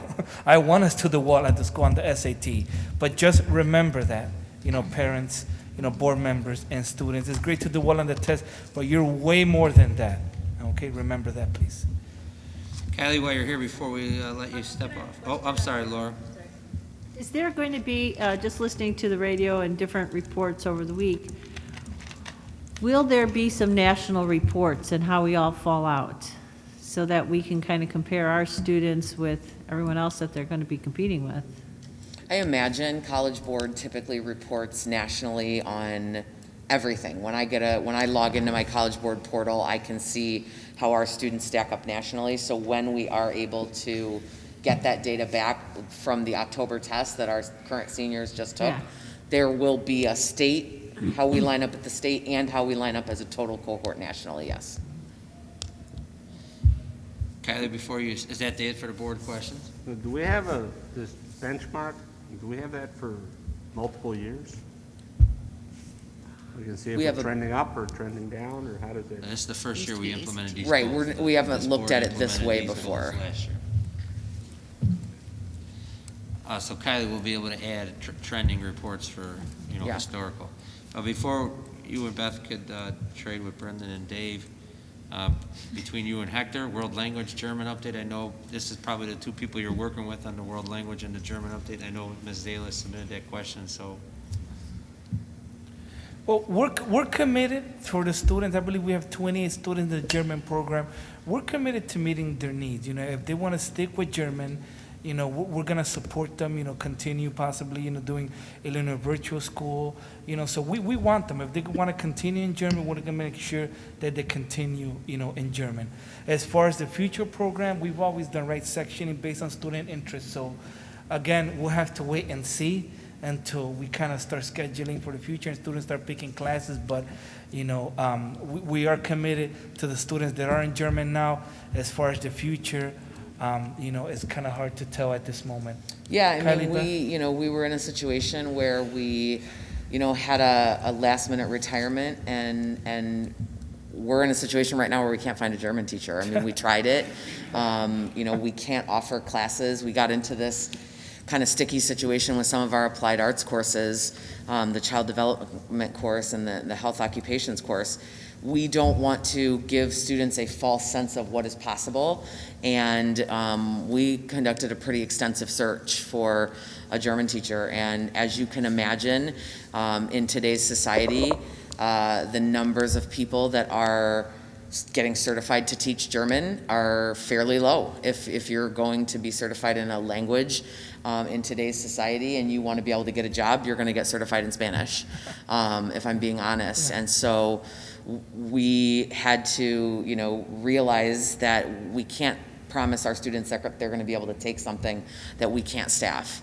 So that's really where we are with German at this point. We still have a robust Spanish program. We still have French as an option, but right now we are not able to provide students with a teacher that would be able to teach German moving forward. So those students are taking it on Illinois Virtual School, and we're covering the cost of the class for them, correct? Correct. Correct. And Beth, you and I had talked, and I know this may be where the question was coming from. We've had some parents and people express interest in wanting to take languages that we don't offer. I believe our board policy does allow some flexibility. Yes. And they can get transcript credit. Do you want to just touch on that a little bit? The policy reads, if a student wants to take a course that is not offered at RB, the student can take the course and have that course indicated on their RB transcript. Okay, so if a student wanted to take Mandarin. Yes. Or wanted to continue, incoming freshman wants to continue to pursue German even if we don't have the teacher. Correct. Those are some things that they have options to do, so that we're not just saying to students, hey, it's French or Spanish. Right. If there is an opportunity for those students to take that course. Right. The policy reads, it's very specific. As long as we don't offer the course, the student does have the option to take it outside of RB. And we pay for it. That was my No, question. we do not pay for it. We are paying for German for the students that were enrolled in left, German, right. and then when we had the retirement, and then because we have, some current juniors that had planned on taking it their senior year, and even a freshman who Sure. decided to take it for 4 years. Yes. We're committed to Yes. covering the costs for those students to continue German throughout their high school So experience. how do we Figure it address the online. class of 25 then? So are we going to offer German for incoming freshmen next year if we don't have a? That is not No. my intention, no, because if I left it in the curriculum guide and I had, I don't see where we would get a new population of teachers that would apply for that position. So what would end up happening is we would, like we did with child development and health occupations for a couple of years, end up with students. Now with German, it was much smaller because the numbers of German, frankly, have been lower every year. It's been on a downward trend. We would end up with kids who said, I want to take this. They wouldn't have a teacher. And then in May, we would be with inaccurate class counts. We would be trying to find places to stick those kids, and it would just, it wouldn't be what was in the best interest of those students. They might not be able to find another replacement for that class. So that's one of the classes that when we know that we haven't been successful in finding a teacher, it's not something that we advertise for students to be able to take. So what about like Triton? Do we have options to expand our language program? Are there languages being offered at Triton that our students could take advantage of, and then that would be on their transcripts?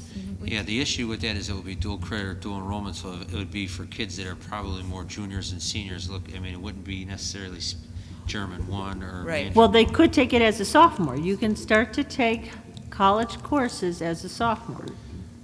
Right, we just would want to make sure it's what the level is it? But Yes, we've we regressed to one language, I mean. Correct, but we have that option. We've had that option in our, we did a dedicated meeting Several.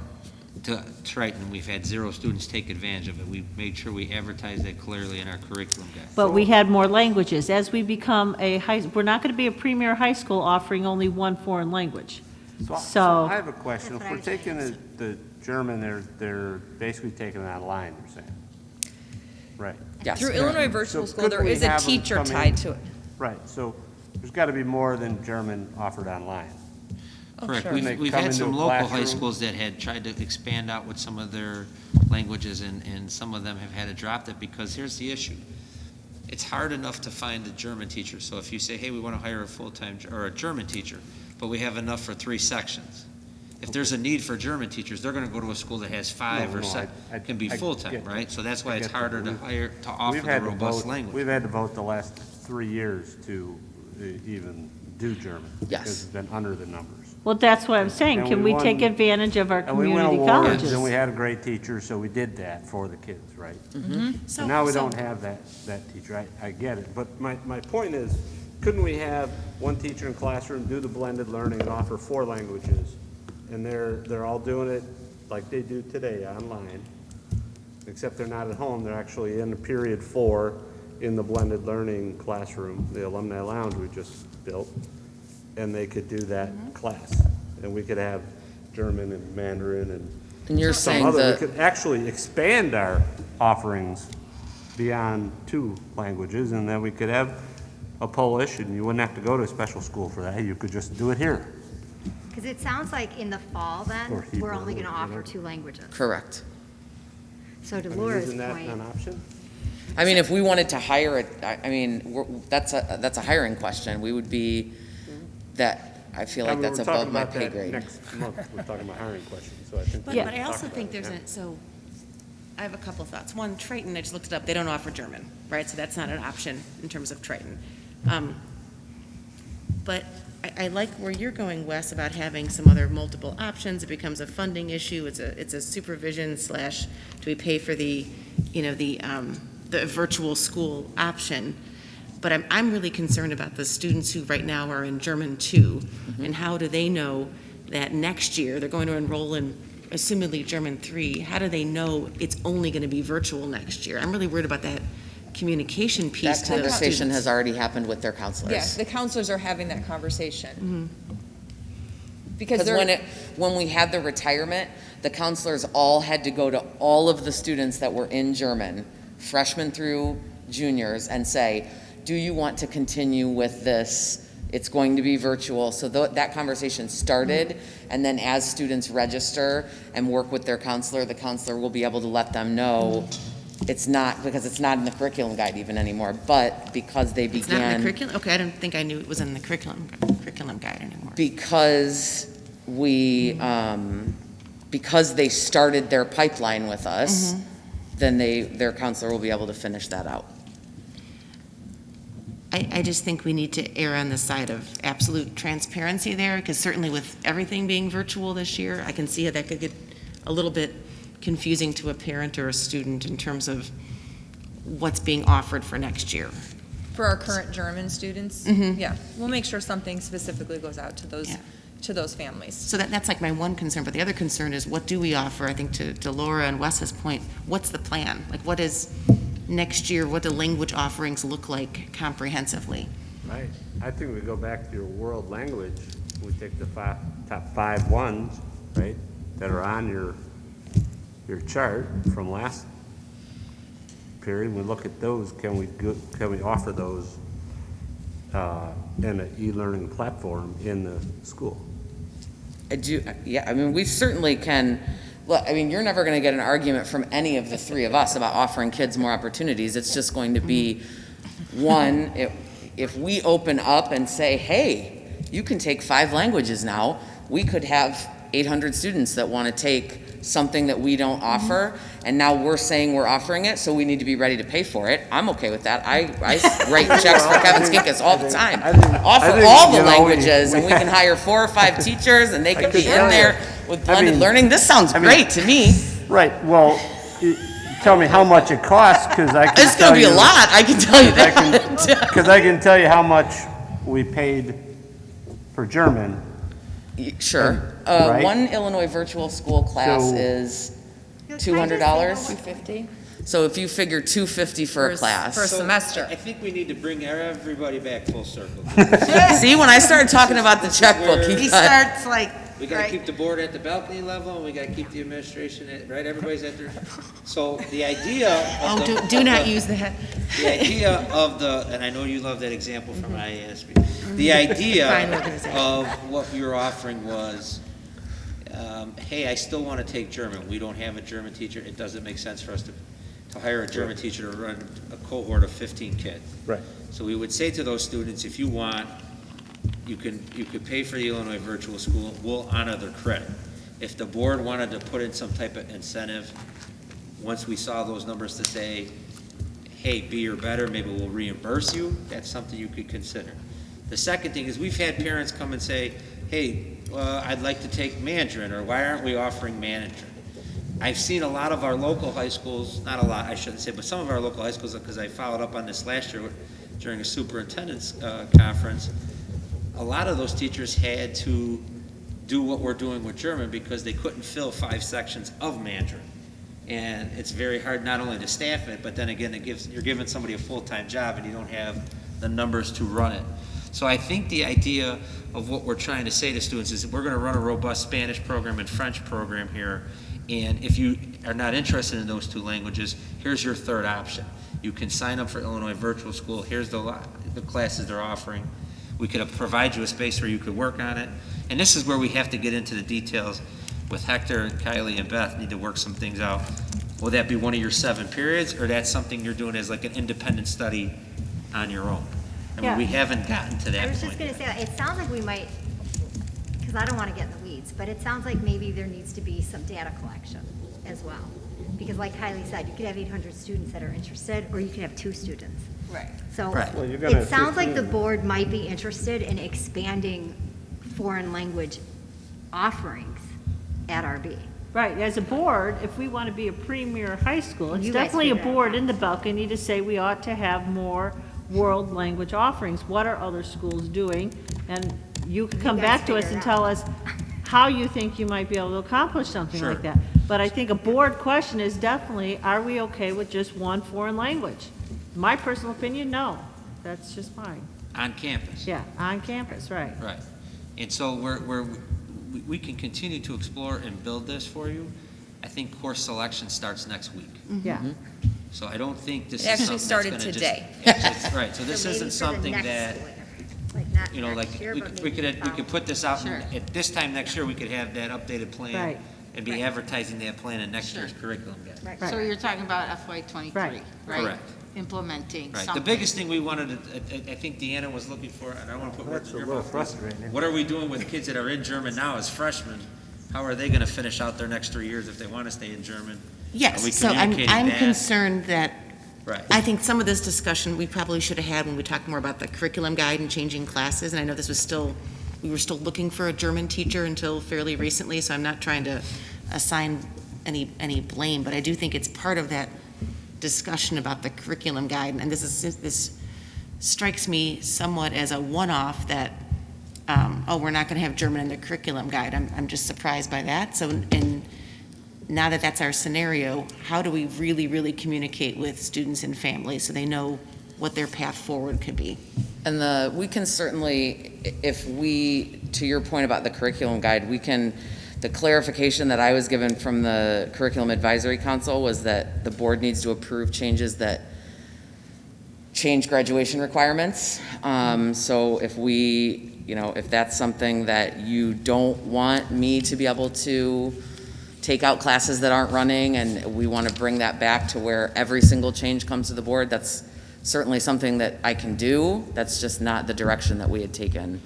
So I think the important thing to do right now is just to make sure, and I know it's an online curriculum guide, to just make sure it's highlighted that if you have interest in another foreign language, please see your counselor for other options, for a language not offered at RB. And also So you want that to go in right now for kids that are registering for next year? I think that Beth and I have already talked that there was some reference to the board policy already in the curriculum guide about the ability to take classes not offered at RB.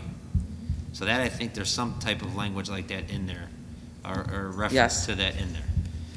What I'm saying, I think that we need to make sure there's some bold text, which is easily to edit, so that kids understand that German is no longer being offered, but current students enrolled in the German program will have the virtual license paid for, and new students can follow board policy. I believe it's 6:310, but I might be off on that. Got it. And then, as the data from this year comes in, if we do see a big interest in that, and we start to advertise it more next year, then we can have this discussion over the spring and the summer of how do we want to expand our foreign language program. Because that could also play into the seal of biliteracy, right? Absolutely. Like if you have a student who comes in already speaking Polish. Yes. And they know that there's this opportunity to Yep. continue with Polish. And that's articulated in the then- guide and all the right. SEAL information, that it does not have to be a SEAL in just our language. They can be a bilingual speaker in another language. They would just have to take that Apple test. Right. But you could take, to your point, we could take this virtual learning in a blended learning environment in a period during school, and it would count. Well, it would count either way if they did it as an independent or they did it through this blended. The blended model you keep bringing up, though, there's a lot of more infrastructure stuff we would need to talk about. And that's something we let them figure out. Right. Get out of the Yeah, do it, figure it out. Right? So before, sometime late August or August board meeting, we would have a plan for the board to present so that we can discuss it before we get into course selection. Yep, I'm on it. October. All right, thank you, Kylie and Beth. Dave, Brendan. Thank you.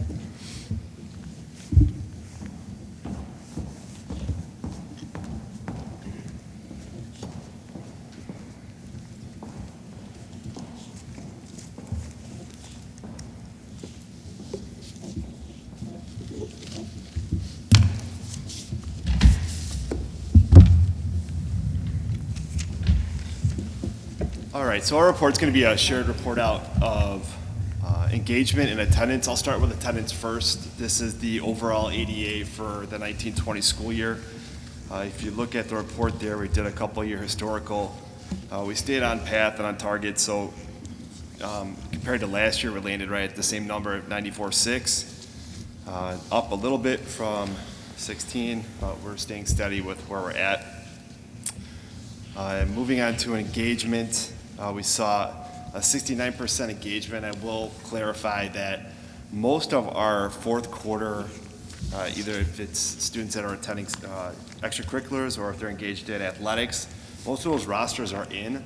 So this report shouldn't reflect any related COVID issues. There are a couple areas like our NHS induction, which typically brings in 100 or so kids that we count towards engagement. That was left off because that hasn't been completed yet, and we're going to do a virtual induction here in the fall. But other than that, most of our math team didn't compete, although those rosters were in our math team, didn't compete in the state tournament. We didn't get the results even of our regional of who's going to compete. So other than that, though, the numbers should reflect pretty good. Sure, I'll touch on athletic student engagement for the 2019-2020 school year. We experienced an overall 2% increase in athletic engagement in terms of the number of students that participated in an athletic sport. 837 students participated in a fall or winter sport and or registered for a spring activity, or a spring sport, I should say. Spring of 2020 will certainly go down as an unsettling experience, to say the least. With that said, had the spring of 2020 season run, we would have experienced a 2% increase in spring athletic participants, with 496 participants versus 488 the year before, with the biggest increases set to take place in boys lacrosse, boys tennis, and boys track and field. As we move forward in the current year, I would like to think multi-sport participation numbers will increase given the IHSA's implementation of a fourth season. Now that there are 4 seasons instead of the traditional 3 seasons, this may allow for an uptick in 2 or 3 sport athletes and hopefully a few 4-sport athletes. We're going to have a 13-sport athlete category there. The athletic department is awaiting further directions and guidelines, which are said to be shared tomorrow regarding our current school year's athletics. However, as a few hours ago, the governor's office and the IDPH announced restrictions for winter sports. The biggest effect going on right now is the transition of risk level for basketball, both boys and girls.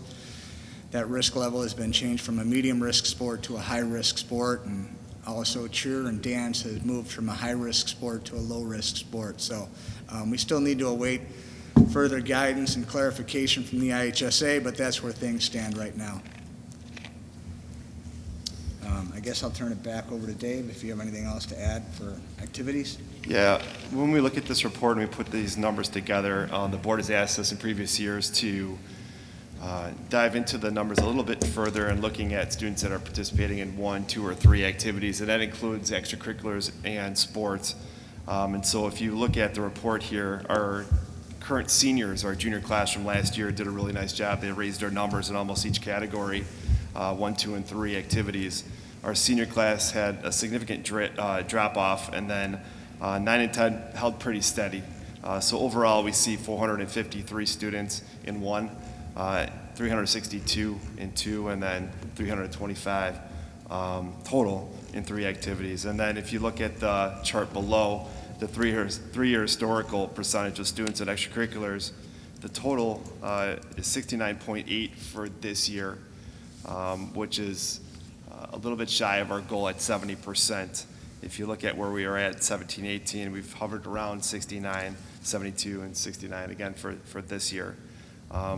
Again, you know, we haven't seen, the rosters were in, so we knew that there wasn't a significant dip, but we knew COVID was around in January. We started hearing and preparing for some of this, and so the participation and engagement and kids coming out affected those rosters, even though those rosters were in. So I will say that. Looking forward to this year, I'm really excited. Our participation numbers are really good, actually. Kids are participating online through virtual formats in almost every one of our extracurricular activities right now. Like I said, we have that NHS induction ahead of us. We have chess that's going to be competing virtually. Our gaming club is seeing crazy numbers right now. We have a lot of kids that are logging in through Zoom, and then they're playing on Twitch or whatever format they are.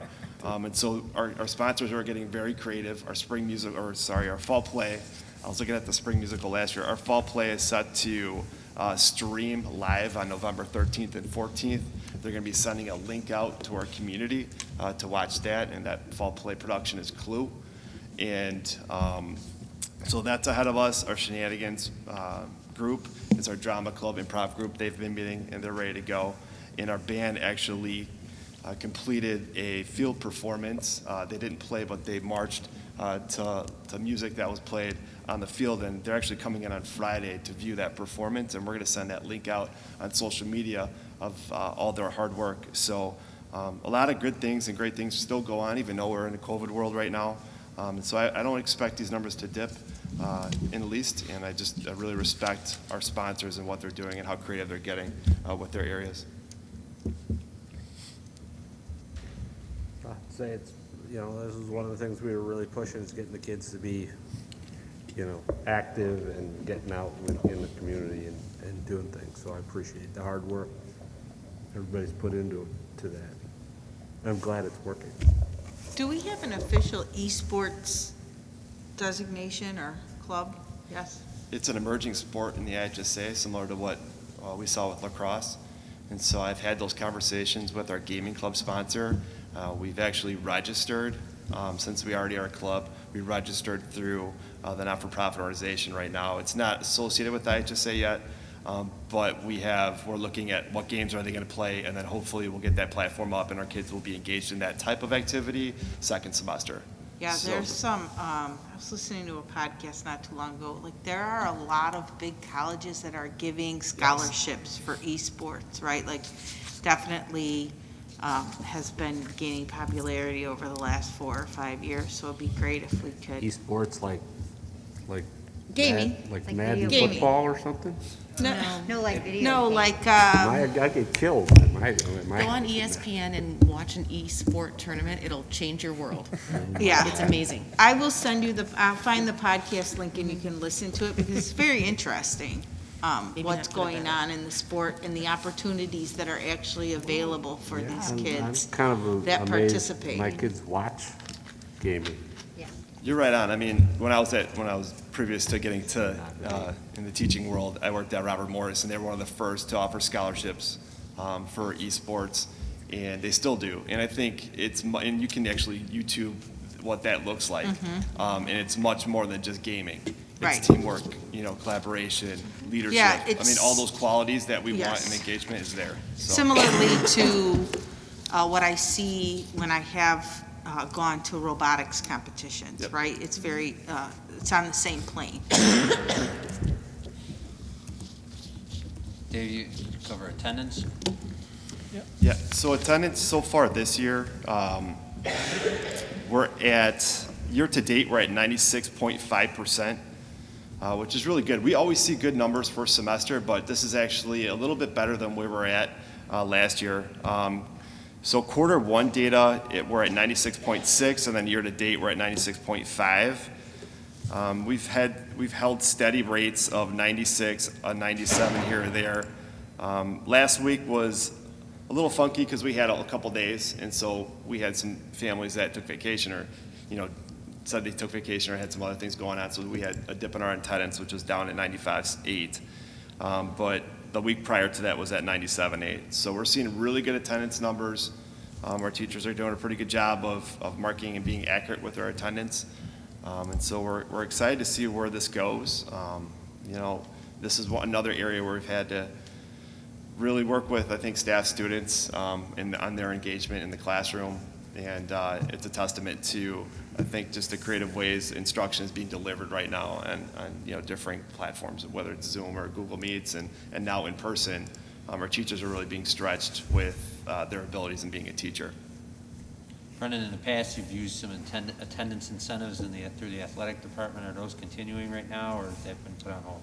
So we're still continuing the attendance initiative, which is basically a season-by-season competition. Obviously, our goals are aligned with the district goals, but we have what you might call a friendly competition amongst teams that are competing within a fall season, within a winter season, the spring and the summer season. So we'll share those results out periodically with the coaches and let them know where their teams stand. Okay. Are there any other questions for the board? Brendan, Dave, thank you for your time. Thank you. Thank you, gentlemen. Go home and get some rest. Hector, you got a couple other points you want to touch on in your principal's report, as well as you got to remember to touch on the racial equity task force. Gotcha. We'll do that. So good evening, board members. Here's my principal's report and how we're moving onward, ever onward at RB. Parents, I need your help. If your young adult is going to attend school, you must self-certify through our Raptor system. Students, remind your parents, hey mom, hey dad, did you check your email? Answer those 5 questions. Because if not, guys, I'm gonna call you in the morning, okay? I called some people this morning. Guys, I don't wanna bother you when you're at work, when you're on your drive, on the metro, whatever it is. Guys, but we must self-certify to make sure that you're COVID-19 symptom-free. Okay, it's part of our safety protocols that we take very seriously. So parents and students, guys, please help out and get that done. Guys, last week we welcomed back the freshmen on campus. Many students were thrilled and happy to be back. For many of them, it was nice getting ready, walking their hallways, right? Reestablishing, their routine. Students, thank you for wearing your mask, watching your distance, and washing your hands. Guys, I want to run out of hand sanitizer, all right? So I can go then tell Dr. Skin, let's buy some more, okay? Those are good things, all right? So guys, please make sure you wash your hands constantly. And again, I want to thank all the staff members for reinforcing our safety protocols. I really felt that I was out there as a team. Guys, today we will welcome all grade levels back. We have freshmen, sophomores, juniors, and seniors. It was nice to see all these different colorful masks representative of students' interests. You saw some video game masks. You saw some colorful masks. And I said, why is that color? Well, it's my favorite color. Well, it's my favorite movie characters. That was really nice, to engage with some of the students. And guys, you have to be here in the morning because you will hear Kylie Lindquist's voice over and over again during passing period. It is absolutely amazing. You would feel like you're in Disney World waiting for the monorail to come. Please don't clear the doors. Kylie and Bree reiterates our safety protocols. Please make sure you wash your distance, wear your mask. I absolutely love it. So a special thanks to Ms. Kylie Lindquist, Dave Mann, and the deans, Alberto Caro, everybody that worked on that project. Absolutely love it. Congratulations to our girls cross-country team, and specifically Bryce Pakarek, sorry Bryce if I butchered your last name, for qualifying for sectionals in Lincoln Park. To the boys cross-country team, to the fellas, guys, what can I say? Guys, I'm sorry your season was cut short. But remember this, you guys won many races. There were many top 10 finishers. Remember that there are schools out there that couldn't run cross-country, this year. We had some of our athletes, right, our spring students that got their season taken away. I know you couldn't compete in regionals and sectionals, Coach Enright, and to all the boys and the seniors. Guys, my heart breaks for you, But, dwell on what was accomplished, not on what could have been, okay? So sorry, fellas, to the boys cross-country team. Guys, congratulations to the girls' swim team for finishing 3rd at sectionals. Nice job, ladies. Congratulations to the boys and girls golf teams for an outstanding season, and specifically Jackson Fields and Kiki Keene for being sectional qualifiers. Congratulations to the girls tennis team, Adriana, Remy in singles, Jillian, Sophie, Laura, and Olivia for a nice performance. They performed in the doubles competition. Guys, pretty soon we're going to have our first ever virtual play. So I want to congratulate all the club members and the staff members. That should come out the second week of November. Parents and community members, you will get a link so you can view RB's first ever virtual play. Congratulations to all the students that will be inducted in RB's chapter of the National Honor Society. Real proud of everyone's efforts there. Attendance, as Mr. Mann already touched on, we ended the quarter at 96.6%. So thank you to all the staff members and everybody here, because, guys, our attendance is rising, and that tells me that lessons are engaging. That tells me that students are putting effort to come. That tells me that everybody is persevering. So thank you, guys, and let's keep that up. Hispanic Heritage Month reflection. Just days ago, we concluded Hispanic Heritage Month. Under the leadership of Juan Tinoco, Armando Venegas, Justin Trevino, and Dean Jaques, students created Countries of the Week. I know the staff enjoyed some cultural foods that we had weekly here. We did kind of virtual loteria, which is, if you want to connect it to an American game, like a bingo kind of game, but loteria. But that was real fun, participating in Hispanic Heritage Month. Guys, remember, wear your mask, wash your distance, wash your hands. PTO meeting November 2nd, and election day is November 3rd. What makes this country beautiful is that we can vote, so go out and vote. And I believe it's the first time in our state's history that we get election day as a holiday. So the state has accommodated us. So guys, please go out and vote. And a quick update on my racial equity task force. We met on October 12th, so while people were off, I worked on that Monday. We had 16 parents, 2 students, 2 staff members, and 1 principal from Arlington Heights. So that was really nice. I had a surprise guest. You know, I'm like, man, they're hearing about RB. Let's see what this guy got to talk about. Guys, I'm doing this journey with everybody else, you know. So it was really nice to have a principal there with me. What did we accomplish at our first meeting? We got to know RB. And just quickly to share, I want to thank our assistant superintendent and everybody that helped in hiring, because this was really special. We hired a black teacher assistant and a coach. We hired the first Muslim American teacher. We hired the first Mexican American dean of students. We hired the first full-time female dean of students in over 20 years. And we hired the first Mexican American social worker. Many of our parents told us during the summer, guys, please make sure you want quality people, but look into, diverse candidates as well. So I'm proud that in looking at my notes, we're actually already meeting the expectations of many of our community members, and I definitely want to thank everybody that has helped in that. Guys, and some challenges here. Well, let me go good news, then the challenge. Guys, our black students have the highest graduation rate if you look at the Illinois report card. So we're doing well in that. The achievement gap between whites, Latinos, and blacks is still prevalent, so we have some work to do in that area. And I was proud to say that the committee, we did the first module of implicit bias training as supported by the Ohio State University. So I'm proud of our task force. I haven't decided our next date yet. It'll be sometime in December. I'll make sure I communicate that, with enough time for everybody. But remember, I asked this, if you're going to join my committee, you're going to work. I need you to commit, to follow through, okay, please, because it's very important, the work we're doing, and I'm really proud of where we're at and the journey ahead. And that concludes my principal's report. Thank you, Hector. Anybody have questions for Dr. Freitas? Okay, thank you, Dr. Freitas. All right. Old business? Old business, life safety items, capital improvements, No updates? and liability insurance. We'll be on there should be a recommendation at the November meeting. Now you got a November 4th meeting. New business, matters for closed, personnel, sale, lease property, probable imminent pending litigation, collective negotiation, and school safety. It's another visitor statement. There, good deal. Discussion items, any requested? Consideration items for future meetings. Les, Yes. sometime in the future, we need to discuss if we need to cut the budget or trim, what's possible that we can trim.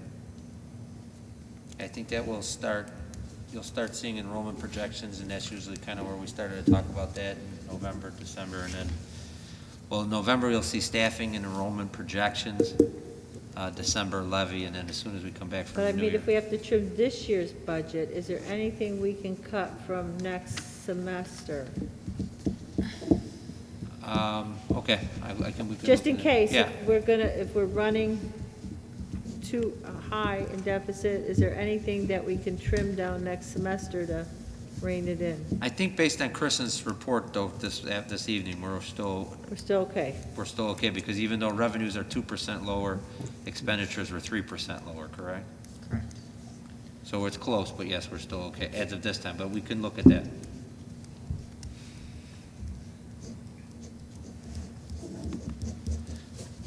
All right. Closed session? Closed session. Do it. The Board of Education, Township High School District 208, Cook County, Illinois, enters closed session for the purpose of considering appointment, employment, compensation, discipline, performance, or dismissal of specific employees of the public body or legal counsel for the public body, probable, imminent, or pending litigation, purchase, sale, or lease of real property, collective negotiations, and school safety. Second, please. Second. Second, Gina Sierra. Mr. Durkin? Yes. Ms. Ruska? Yes. Ms. Sierra? Yes. Ms. Turner? Yes. Ms. Salas? Mr. Smith? Yes.